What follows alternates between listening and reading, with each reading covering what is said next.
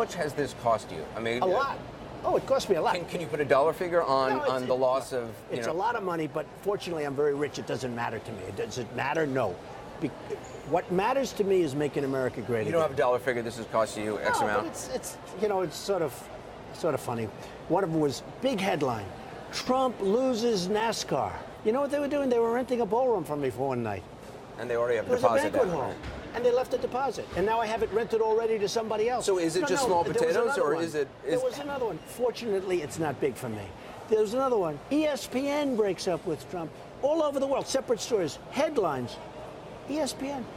They rented my golf course in Los Angeles for a day. 120 or 200 golfers or something. So I kept their deposit, which is very nice of them. And now I have other people using it, so I get two for the price of one. No, but the point is, the press is so dishonest. People hear NASCAR, ESPN break. Now, here's the good news. I'm very rich. I built an unbelievable company. The money you're talking about is a lot, but it's peanuts for me.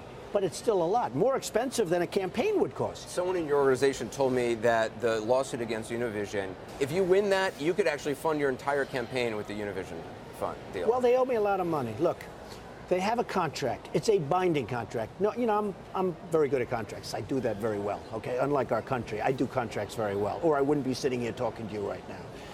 So we have a binding contract, and Univision says we're going to terminate the contract. Do you know, to this day, they haven't sent me. I have a 5-year binding contract signed in January, not long ago, 5-6 months ago. Signed. They made their first payment. No termination right. Zero. They went to the press. They said they're going to terminate. Now, the problem is they terminated before their IPO. How stupid is that? I mean, the head of Univision, frankly, should be fired. But they terminate before. They know I have a major claim. So I sue them, and now they have a lot of problems. Let me ask you, as I said, you've been very vocal in the media, very accessible. You're on Twitter. There was a tweet that caused you problems that was rescinded. It was a retweet about Jeb Bush's wife. You said the original tweet said Jeb Bush has to like the Mexican illegals because of his wife. That was somebody else said that. You retweeted it. Did you authorize that? Did you regret that? No, I didn't authorize it. I don't regret anything. Look, it was a retweet. It wasn't me. And it was actually, if you look at it carefully, it was a retweet of a Breitbart story that was a very good story, a very fair story, a very strong story, a very good story.